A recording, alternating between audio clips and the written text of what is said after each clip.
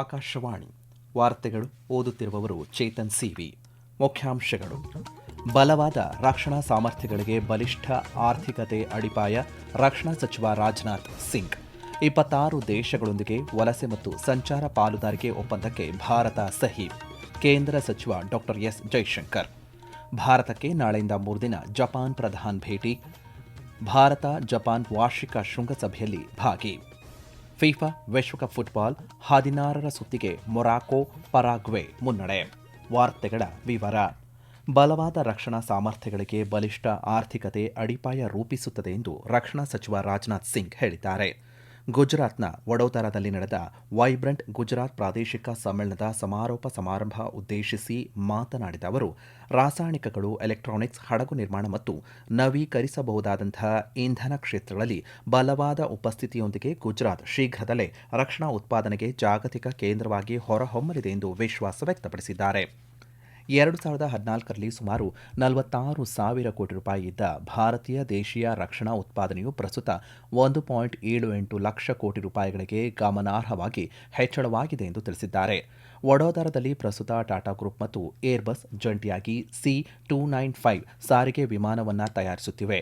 ಇದು ದೇಶದ ಏರೋಸ್ಪೇಸ್ ಪ್ರಯಾಣದಲ್ಲಿ ಐತಿಹಾಸಿಕ ಮೈಲಿಗಲ್ಲನ್ನು ಗುರುತಿಸುತ್ತದೆ ಎಂದು ರಕ್ಷಣಾ ಸಚಿವ ರಾಜನಾಥ್ ಸಿಂಗ್ ಹೇಳಿದ್ದಾರೆ. ಗುಜರಾತ್ ಮುಖ್ಯಮಂತ್ರಿ ಭೂಪೇಂದ್ರ ಪಟೇಲ್ ಮಾತನಾಡಿ, 2 ದಿನಗಳ ಕಾಲ ನಡೆದ ವೈಬ್ರೆಂಟ್ ಗುಜರಾತ್ ಪ್ರಾದೇಶಿಕ ಶೃಂಗಸಭೆಯಲ್ಲಿ 3.34 ಲಕ್ಷ ಕೋಟಿ ರೂಪಾಯಿ ಮೌಲ್ಯದ ಒಪ್ಪಂದಗಳಿಗೆ ಸಹಿಯನ್ನು ಹಾಕಲಾಗಿದೆ. ಮುಂಬರುವ ದಿನಗಳಲ್ಲಿ ಈ ಪ್ರದೇಶದಲ್ಲಿ 1.97 ಲಕ್ಷಕ್ಕೂ ಹೆಚ್ಚು ಉದ್ಯೋಗದ ಅವಕಾಶಗಳು ಸೃಷ್ಟಿಯಾಗಲಿವೆ ಎಂದು ತಿಳಿಸಿದ್ದಾರೆ. ವಿದ್ಯಾರ್ಥಿಗಳು ಶಿಕ್ಷಣವನ್ನು ಸಮಾನ ಮತ್ತು ಎಲ್ಲರನ್ನೂ ಒಳಗೊಂಡ ಸಮಾಜ ನಿರ್ಮಿಸುವ ಸಾಧನವಾಗಿ ಬಳಸಬೇಕು ಎಂದು ರಾಷ್ಟ್ರಪತಿ ದ್ರೌಪದಿ ಮುರ್ಮು ಕರೆ ನೀಡಿದ್ದಾರೆ.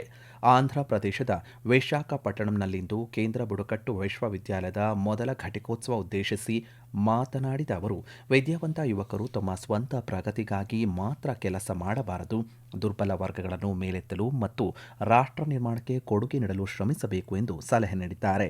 2047ರ ವೇಳೆಗೆ ಅಭಿವೃದ್ಧಿ ಹೊಂದಿದ ಭಾರತದ ಗುರಿ ಸಾಧಿಸಲು ವಿದ್ಯಾರ್ಥಿಗಳು ಕೊಡುಗೆಯನ್ನು ನೀಡಬೇಕು, ಶೈಕ್ಷಣಿಕ ಕಲಿಕೆಯನ್ನು ಪ್ರಾಯೋಗಿಕ ಜ್ಞಾನದೊಂದಿಗೆ ಸಂಯೋಜಿಸಬೇಕು ಮತ್ತು ವೇಗವಾಗಿ ಬದಲಾಗುತ್ತಿರುವ ಪ್ರಪಂಚದ ಬೇಡಿಕೆಗಳನ್ನು ಪೂರೈಸಲು ನೂತನ ಕೌಶಲ್ಯಗಳನ್ನು ಕಲಿಯಬೇಕು ಎಂದು ವಿದ್ಯಾರ್ಥಿಗಳಿಗೆ ರಾಷ್ಟ್ರಪತಿ ದ್ರೌಪದಿ ಮುರ್ಮು ಕರೆ ನೀಡಿದ್ದಾರೆ. ಭಾರತ 26ಕ್ಕೂ ಹೆಚ್ಚು ದೇಶಗಳೊಂದಿಗೆ ವಲಸೆ ಮತ್ತು ಸಂಚಾರ ಪಾಲುದಾರಿಕೆ ಒಪ್ಪಂದಕ್ಕೆ ಸಹಿ ಹಾಕಿದೆ ಎಂದು ವಿದೇಶಾಂಗ ವ್ಯವಹಾರಗಳ ಸಚಿವ ಡಾ ಎಸ್ ಜೈಶಂಕರ್ ತಿಳಿಸಿದ್ದಾರೆ. ನವದೆಹಲಿಯಲ್ಲಿ ಇಂದು ನಡೆದ ಕಾರ್ಯಕ್ರಮವೊಂದನ್ನು ಉದ್ದೇಶಿಸಿ ಮಾತನಾಡಿದ ಅವರು, ಅಕ್ರಮ ವಲಸೆ, ಶೋಷಣೆ, ಮಧ್ಯವರ್ತಿಗಳಿಂದ ವಂಚನೆ ಮತ್ತು ಮಾನವ ಕಳ್ಳ ಸಾಗಣೆ ಎದುರಿಸಲು ರಾಷ್ಟ್ರದ ಸಾಮೂಹಿಕ ಜವಾಬ್ದಾರಿ ಅಗತ್ಯವಿದೆ ಎಂದು ಪ್ರತಿಪಾದಿಸಿದ್ದಾರೆ. ಸುರಕ್ಷಿತ, ಕ್ರಮಬದ್ಧ ಮತ್ತು ಕಾನೂನುಬದ್ಧ ವಲಸೆ ಖಚಿತಪಡಿಸಿಕೊಳ್ಳುವಲ್ಲಿ ದ್ವಿಪಕ್ಷೀಯ ಸಹಯೋಗದ ಅಗತ್ಯವನ್ನು ಭಾರತ ಗುರುತಿಸುತ್ತದೆ ಎಂದು ಸಚಿವ ಡಾ ಎಸ್ ಜೈಶಂಕರ್ ಹೇಳಿದ್ದಾರೆ. ಭಾರತೀಯ ಸೇನೆಯ 31ನೇ ಮುಖ್ಯಸ್ಥರಾಗಿ ಜನರಲ್ ಧೀರಜ್ ಸೇಠ್ ಇಂದು ಅಧಿಕಾರ ವಹಿಸಿಕೊಂಡರು. ಇಂದು ನಿವೃತ್ತರಾದಂತಹ ಜನರಲ್ ಉಪೇಂದ್ರ ದ್ವಿವೇದಿ ಅವರು ಜನರಲ್ ಧೀರಜ್ ಸೇಠ್ ಅವರಿಗೆ ಅಧಿಕಾರ ಹಸ್ತಾಂತರಿಸಿದರು. ಜನರಲ್ ಧೀರಜ್ ಸೇಠ್ ಅವರು ಪುಣೆಯ ಖಡಕ್ ವಾಸ್ಲಾದ ರಾಷ್ಟ್ರೀಯ ರಕ್ಷಣಾ ಅಕಾಡೆಮಿಯ ಹಳೆಯ ವಿದ್ಯಾರ್ಥಿಯಾಗಿದ್ದು 1986ರ ಡಿಸೆಂಬರ್ನಲ್ಲಿ ಆರ್ಮಡ್ ಕಾರ್ಪ್ಸ್ಗೆ ನಿಯೋಜನೆಗೊಂಡರು. ಸುಮಾರು 4 ದಶಕಗಳ ಕಾಲ ತಮ್ಮ ಮಿಲಿಟರಿ ವೃತ್ತಿ ಜೀವನದಲ್ಲಿ ಅವರು ಕಾರ್ಯಾಚರಣೆ, ಕಾರ್ಯತಂತ್ರ, ಸಾಮರ್ಥ್ಯ ಅಭಿವೃದ್ಧಿ ಮತ್ತು ಸಾಂಸ್ಥಿಕ ಕ್ಷೇತ್ರಗಳಲ್ಲಿ ವ್ಯಾಪಕ ಅನುಭವವನ್ನು ಹೊಂದಿದ್ದಾರೆ. ಭಾರತೀಯ ಸೇನೆಯ ಯುದ್ಧ ಪರಿಣಾಮಕಾರಿ ತತ್ವ ಮತ್ತು ದೀರ್ಘಕಾಲೀನ ರೂಪಾಂತರಕ್ಕೆ ಗಮನಾರ್ಹ ಕೊಡುಗೆ ನೀಡಿದ್ದಾರೆ. ಕೇಂದ್ರ ಗೃಹ ಸಚಿವ ಅಮಿತ್ ಶಾ ಇಂದು ನವದೆಹಲಿಯಲ್ಲಿ ವಿದೇಶಿ ಕೊಡುಗೆ ನಿಯಂತ್ರಣ ಕಾಯ್ದೆ 2.0 ಪೋರ್ಟಲ್ ಮತ್ತು electronic overseas citizen of India ಕಾರ್ಡ್ಗೆ ಚಾಲನೆಯನ್ನು ನೀಡಿದರು. ಈ ಸಂದರ್ಭದಲ್ಲಿ ಮಾತನಾಡಿದ ಸಚಿವರು, 2 ಉಪಕ್ರಮಗಳು ನಾಗರಿಕ ಸೇವೆಗಳನ್ನು ಸುಧಾರಿಸುತ್ತವೆ.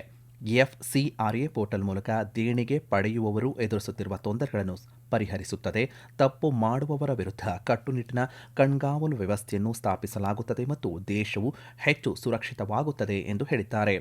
ಒಸಿಐ ವ್ಯವಸ್ಥೆಯಲ್ಲಿ ಎದುರಿಸುತ್ತಿರುವಂತಹ ಆರಂಭಿಕ ಸಮಸ್ಯೆಗಳನ್ನು ಹೊಸ ವ್ಯವಸ್ಥೆಯಲ್ಲಿ ಪರಿಹರಿಸಲಾಗಿದೆ. ಇದು 50 ಲಕ್ಷಕ್ಕೂ ಹೆಚ್ಚು ಒಸಿಐ ಕಾರ್ಡ್ದಾರರಿಗೆ ಹೆಚ್ಚಿನ ಅನುಕೂಲವನ್ನು ತರುತ್ತದೆ ಎಂದು ಹೇಳಿದ್ದಾರೆ. ವಿದೇಶಿ ಕೊಡುಗೆ ನಿಯಂತ್ರಣ ಕಾಯ್ದೆಯ ಅಡಿಯಲ್ಲಿ ಅನುಸರಣೆಯನ್ನು ಸರಳಗೊಳಿಸಲು ಮತ್ತು ಮೇಲ್ವಿಚಾರಣೆ ಹಾಗೂ ಜಾರಿ ಕಾರ್ಯವಿಧಾನವನ್ನು ಬಲಪಡಿಸಲು ಎಫ್ಸಿಆರ್ಎ 2.0 ಪೋರ್ಟಲ್ ಅನ್ನು ಅಭಿವೃದ್ಧಿಪಡಿಸಲಾಗಿದೆ. ಅರ್ಜಿಗಳು, ನವೀಕರಣಗಳು, ವಾರ್ಷಿಕ ರಿಟರ್ನ್ಸ್ ಮತ್ತು ಇತರ ಸೇವೆಗಳಿಗೆ ಸಂಬಂಧಿಸಿದ ಎಲ್ಲ ಪ್ರಮುಖ ಪ್ರಕ್ರಿಯೆಗಳನ್ನು ಈಗ ಆನ್ಲೈನ್ ವ್ಯವಸ್ಥೆಯ ಮೂಲಕ ಸಂಪೂರ್ಣವಾಗಿ ಡಿಜಿಟಲ್ ಮಾಡಲಾಗಿದೆ ಎಂದು ಸಚಿವ ಅಮಿತ್ ಶಾ ತಿಳಿಸಿದ್ದಾರೆ. ಈ ವಾರ್ತೆಯನ್ನು ಆಕಾಶವಾಣಿಯಿಂದ ಕೇಳುತ್ತಿದ್ದೀರಿ. ನಮ್ಮ ಎಲ್ಲಾ ರಾಷ್ಟ್ರೀಯ ವಾರ್ತೆಗಳು ಹಾಗೂ ಪ್ರದೇಶ ಸಮಾಚಾರ ಈಗ ಆಕಾಶವಾಣಿ ನ್ಯೂಸ್ ಕನ್ನಡ ಯೂಟ್ಯೂಬ್ ಚಾನೆಲ್ನಲ್ಲಿ ಲಭ್ಯ. ನಮ್ಮ ಎಕ್ಸ್ ಖಾತೆ ಮತ್ತು ಇನ್ಸ್ಟಾಗ್ರಾಂ ಖಾತೆ ಆಕಾಶವಾಣಿ ನ್ಯೂಸ್ ಕನ್ನಡ. ಹೆಚ್ಚಿನ ಮಾಹಿತಿಗಾಗಿ ನಮ್ಮ ಫೇಸ್ಬುಕ್ ಖಾತೆ AIR ಕನ್ನಡ ನ್ಯೂಸ್ ಅನುಸರಿಸಿ. ಮಾಹಿತಿಯ ಹೂರಣ ವಾರದ ಕಾರ್ಯಕ್ರಮ ಪ್ರಚಲಿತ ವಿದ್ಯಮಾನ ಪ್ರತಿ ಬುಧವಾರ 9:15ಕ್ಕೆ. ದೇಶಾದ್ಯಂತ ಅಪಘಾತ ವಲಯಗಳು ಮತ್ತು ಭೂಕುಸಿತ ಸಂಭವಿಸುವ ಪ್ರದೇಶಗಳನ್ನು ಕೇಂದ್ರ ಸರ್ಕಾರ ಗುರುತಿಸಿದ್ದು 50,000 ಕೋಟಿ ರೂಪಾಯಿ ವೆಚ್ಚದಲ್ಲಿ ಸುಧಾರಣಾ ಕ್ರಮಗಳನ್ನು ಕೈಗೊಂಡಿದೆ ಎಂದು ಕೇಂದ್ರ ರಸ್ತೆ ಸಾರಿಗೆ ಮತ್ತು ಹೆದ್ದಾರಿ ಸಚಿವ ನಿತಿನ್ ಗಡ್ಕರಿ ತಿಳಿಸಿದ್ದಾರೆ.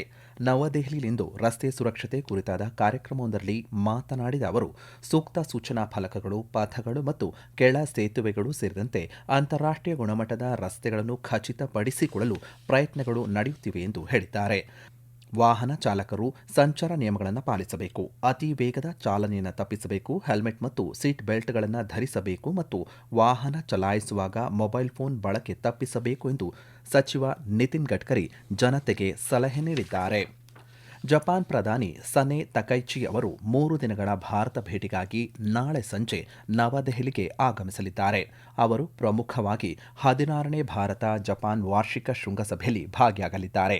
ಈ ಶೃಂಗಸಭೆಯು ಉಭಯ ದೇಶಗಳಿಗೆ ದ್ವಿಪಕ್ಷೀಯ ಸಹಕಾರವನ್ನು ಬಲಪಡಿಸಲು ಹಾಗೂ ಪರಸ್ಪರ ಆಸಕ್ತಿಯ ಪ್ರಾದೇಶಿಕ ಮತ್ತು ಜಾಗತಿಕ ವಿಷಯಗಳ ಕುರಿತು ಅಭಿಪ್ರಾಯ ವಿನಿಮಯ ಮಾಡಿಕೊಳ್ಳಲು ಅವಕಾಶವನ್ನು ಒದಗಿಸುತ್ತದೆ ಎಂದು ವಿದೇಶಾಂಗ ಸಚಿವಾಲಯ ತಿಳಿಸಿದೆ. ಭೇಟಿಯ ಸಮಯದಲ್ಲಿ ಅವರು ಪ್ರಧಾನಿ ನರೇಂದ್ರ ಮೋದಿ ಅವರೊಂದಿಗೆ ಮಾತುಕತೆಯನ್ನ ನಡೆಸಲಿದ್ದಾರೆ.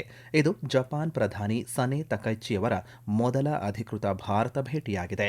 ಇದು ಭಾರತ ಜಪಾನ್ ವಿಶೇಷ ಕಾರ್ಯತಂತ್ರ ಮತ್ತು ಜಾಗತಿಕ ಪಾಲುದಾರಿಕೆಯನ್ನು ಮತ್ತಷ್ಟು ಬಲಪಡಿಸಲು ಎರಡೂ ದೇಶಗಳ ಹಂಚಿಕೆಯ ಬದ್ಧತೆಯನ್ನು ಪ್ರತಿಬಿಂಬಿಸುತ್ತದೆ ಎಂದು ವಿದೇಶಾಂಗ ಸಚಿವಾಲಯ ಹೇಳಿದೆ. ಹಣಕಾಸು ಕ್ರಿಯಾಪಡೆಗೆ ತಮ್ಮ ಬಲವಾದ ಬೆಂಬಲವನ್ನು ಭಾರತ ಪುನರುಚ್ಚರಿಸಿದೆ. ಭಯೋತ್ಪಾದನೆಗೆ ಹಣಕಾಸು ನೆರವು ಮತ್ತು ಹಣ ವರ್ಗಾವಣೆಯ ವಿರುದ್ಧ ಜಾಗತಿಕ ಹೋರಾಟದಲ್ಲಿ ಇದು ಅನಿವಾರ್ಯವಾಗಿದೆ ಎಂದು ಭಾರತ ಹೇಳಿದೆ. ವಿಶ್ವಸಂಸ್ಥೆಯ ಕಾರ್ಯಕ್ರಮವೊಂದರಲ್ಲಿ ಮಾತನಾಡಿದ ವಿಶ್ವಸಂಸ್ಥೆಗೆ ಭಾರತದ ಖಾಯಂ ಪ್ರತಿನಿಧಿಯಾಗಿರುವಂತಹ ಪಿ ಹರೀಶ್, FATFನ ವಿಶ್ವಾಸಾರ್ಹತೆ ಪ್ರಶ್ನಿಸುವ ಪ್ರಯತ್ನಗಳು ನಿಜವಾದ ಕಾಳಜಿಯ ವಿಷಯವಾಗಿದೆ. ಭಯೋತ್ಪಾದನೆಗೆ ಹಣಕಾಸು ಒದಗಿಸುವವರ ವಿರುದ್ಧ ಕ್ರಮವನ್ನು ಬಲಪಡಿಸಬೇಕು ಎಂದು ಒತ್ತಾಯಿಸಿದ್ದಾರೆ. ಫಿಫಾ ವಿಶ್ವಕಪ್ ಫುಟ್ಬಾಲ್ ಪಂದ್ಯಾವಳಿಯಲ್ಲಿ ಮೊರಾಕೊ ಮತ್ತು ಪರಾಗ್ವೆ ತಂಡಗಳು 16ರ ಸುತ್ತಿಗೆ ಪ್ರವೇಶ ಪಡೆದಿವೆ. ಮೆಕ್ಸಿಕೋದ ಗ್ವಾಡಾಲುಪೆಯಲ್ಲಿ ನಡೆದಂತಹ ರೋಮಾಂಚಕ ಪಂದ್ಯದಲ್ಲಿ 1-1 ಡ್ರಾ ನಂತರ ಮೊರಾಕೊ ತಂಡ ಪೆನಾಲ್ಟಿ ಶೂಟೌಟ್ನಲ್ಲಿ ನೆದರ್ಲ್ಯಾಂಡ್ಸ್ ತಂಡವನ್ನು 3-2 ಗೋಲುಗಳಿಂದ ಮಣಿಸಿತು. ಅಮೆರಿಕದ ಬೋಸ್ಟಾನ್ನಲ್ಲಿ ನಡೆದ ಪಂದ್ಯದ ಪೆನಾಲ್ಟಿ ಶೂಟೌಟ್ನಲ್ಲಿ ಜರ್ಮನಿ ವಿರುದ್ಧ 3-4 ಗೋಲುಗಳಿಂದ ಪರಾಗ್ವೆ ತಂಡ ಜಯ ಗಳಿಸಿತು. ಅಮೆರಿಕದ ಟೆಕ್ಸಾಸ್ನಲ್ಲಿ ಇಂದು ರಾತ್ರಿ ನಡೆಯುವ ಪಂದ್ಯದಲ್ಲಿ ಐವರಿ ಕೋಸ್ಟಾ ತಂಡ ನಾರ್ವೆ ವಿರುದ್ಧ ಸೆಣಸಾಟ ನಡೆಸಲಿದೆ. ಪಂದ್ಯ ಭಾರತೀಯ ಕಾಲಮಾನ ರಾತ್ರಿ 10:30 ಆರಂಭವಾಗಲಿದೆ. ಜಪಾನ್ನ ಐಚಿ ನಗೋಯಾದಲ್ಲಿ ನಡೆಯಲಿರುವ 2026ರ ಏಷ್ಯನ್ ಗೇಮ್ಸ್ ಕ್ರೀಡಾಕೂಟಕ್ಕಾಗಿ ಬಿಸಿಸಿಐ ಇಂದು 15 ಸದಸ್ಯರ ಭಾರತ ಮಹಿಳಾ ಕ್ರಿಕೆಟ್ ತಂಡವನ್ನು ಪ್ರಕಟಿಸಿದೆ. ತಂಡವನ್ನು ಹರ್ಮನ್ ಪ್ರೀತ್ ಕೌರ್ ಮುನ್ನಡೆಸಲಿದ್ದಾರೆ. ಜಪಾನ್ನಲ್ಲಿ ಈ ಕ್ರೀಡಾಕೂಟ ಸೆಪ್ಟೆಂಬರ್ 19ರಂದು ಆರಂಭವಾಗಲಿದ್ದು ಅಕ್ಟೋಬರ್ 4ರವರೆಗೆ ನಡೆಯಲಿದೆ. ಇತ್ತೀಚೆಗೆ ಮುಕ್ತಾಯಗೊಂಡ ಐಸಿಸಿ ಮಹಿಳಾ ಟಿ20 ವಿಶ್ವಕಪ್ನಲ್ಲಿ ಆಡಿದ್ದ ಬಹುತೇಕ ಆಟಗಾರ್ತಿಯರನ್ನೇ ಆಯ್ಕೆ ಸಮಿತಿ ಉಳಿಸಿಕೊಂಡಿದ್ದು, ಗಾಯಾಳು ಯಾಸಿಕಾ ಭಾಟಿಯಾ ಬದಲಿಗೆ ಬ್ಯಾಟರ್ ಮತ್ತು ವಿಕೆಟ್ ಕೀಪರ್ ಜಿ ಕಮಲಿನಿ ಅವರಿಗೆ ತಂಡದಲ್ಲಿ ಸ್ಥಾನವನ್ನು ಕಲ್ಪಿಸಲಾಗಿದೆ.